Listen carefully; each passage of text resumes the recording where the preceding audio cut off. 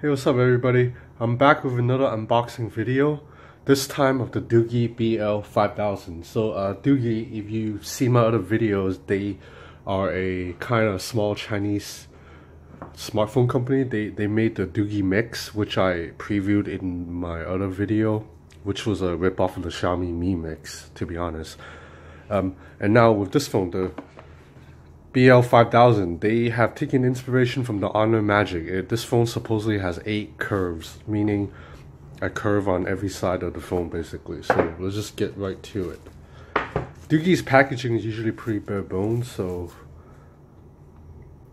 okay. This phone is pretty thick. That's because there's a 5000 milliamp battery inside. So that's another standout feature, the 5000 milliamp battery, which definitely will be enough to last a full day, probably 2 days for some people. Yep, pretty bare bones. So a charger, cable, does it use USB-C? I'll check later. And a case. That's one of the things I like about smaller smartphone companies, that when you buy their phones, they give you a screen protector. Although this is not tempered glass, just plastic film, and a case. Although the case is pretty cheap, it's just a rubbery case. So anyway, let's get that shit out of the side. So let's compare the phone really quick. It's not too big. It's a little bit thick compared to my Samsung Galaxy S8, but otherwise it's not that big. Although it's not a slim bezel phone, so that means the screen is not that. It's only 5.5 inch, 1080p display. 13 megapixel dual camera, no camera hump though, so let's just get right to it. Oh, there's a little bit of residue right here. Oh no, that's a screen protector. What the heck? This is weird. They put a screen protector on this phone out of the box, but it doesn't cover the whole screen. So I'm assuming they haven't. I'm just gonna take this off because that's annoying me. What the heck is this? That's really annoying they put that on there, because it doesn't cover the screen. Is there enough? Alright, anyway, I'll do it later.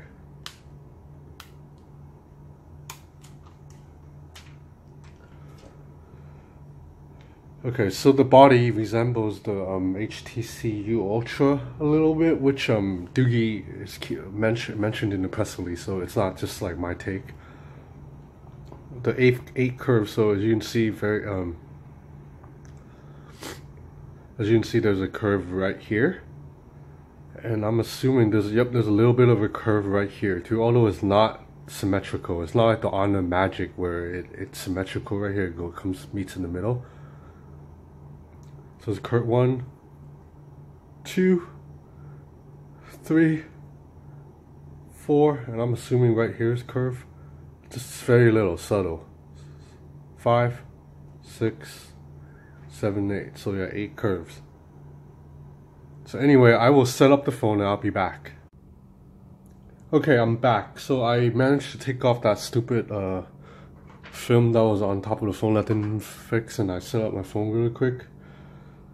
So this is the Doogee software. It looks mostly stock, except there's this hanging cat here, which is like weird. But I know you can turn this off because I was able to turn it off on the Doogee Mix. So let's go into phone info really quick just to check the specs. So as you can see, there's 4. Oh, why is it so hard to see? Okay, so there's 4 gigs of RAM. The display is indeed 1080p. Oh, okay. Sorry about that. So the chip is a MediaTek 6750. So it's a little bit older than the chip on my Verni Mars Pro, which is another budget phone.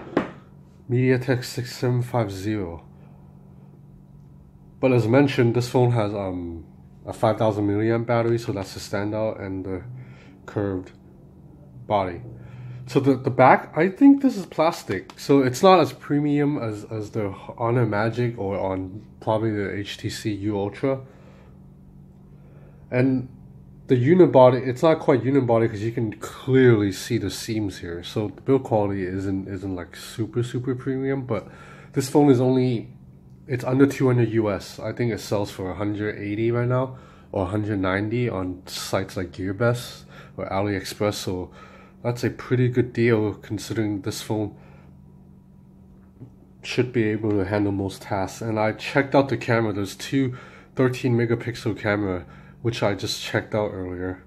Oh, one of the things I don't like about Doogee phones is so there's a fingerprint sensor here, down here, but there are no capacitive buttons here, so you still have to use on-screen buttons. I'm just always a bit weirded out because when I'm in an app and the home button's not showing, I just get used to pressing this to go back home. And right now I can do it because I can go into settings and set this to work as back button, but to use the navigation buttons, you still have to go use navigation buttons. So I think this is a bit of a waste of space. But anyway, let's check out the photos really quick.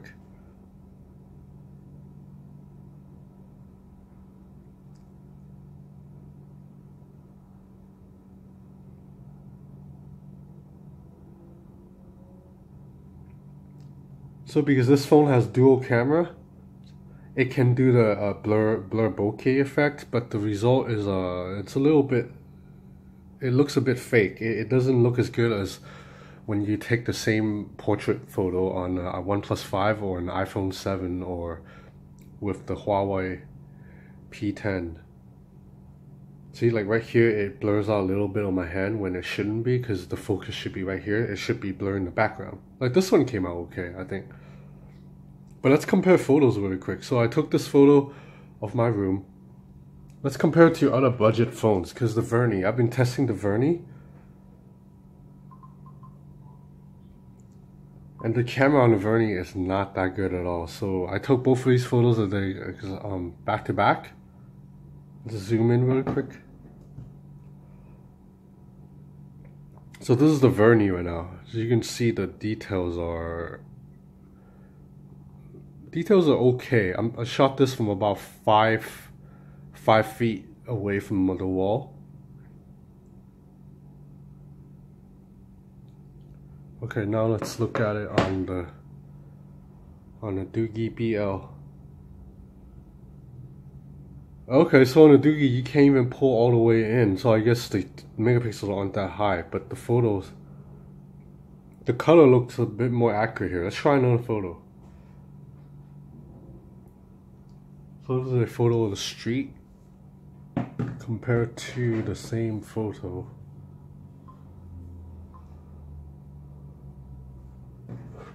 Taken on the Verni. So I think the one shot of the Doogee looks a bit better. The colors are more vibrant. The blue here, it's more lively than the blue on the Verni. It's a bit dull. And in terms of details, so the Verni camera is higher megapixel because you can zoom in better.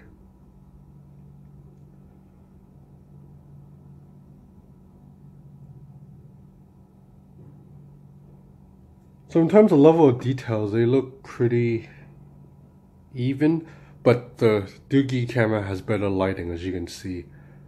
I mean, either way, it's not, neither camera are gonna compare to, and say, an LG G6 or a Samsung Galaxy S8. Let's check out one more budget phone. So this is a Blackview.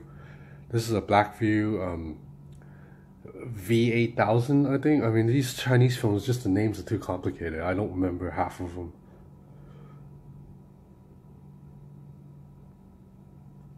So the two cameras here compared to Blackview and Doogee are quite similar. I think I prefer the camera on the Blackview a little better than the Doogee, but I think the Doogee camera is better than the Verni. But either way, all three of these phones are dirt cheap. All three of these phones are under 200 bucks.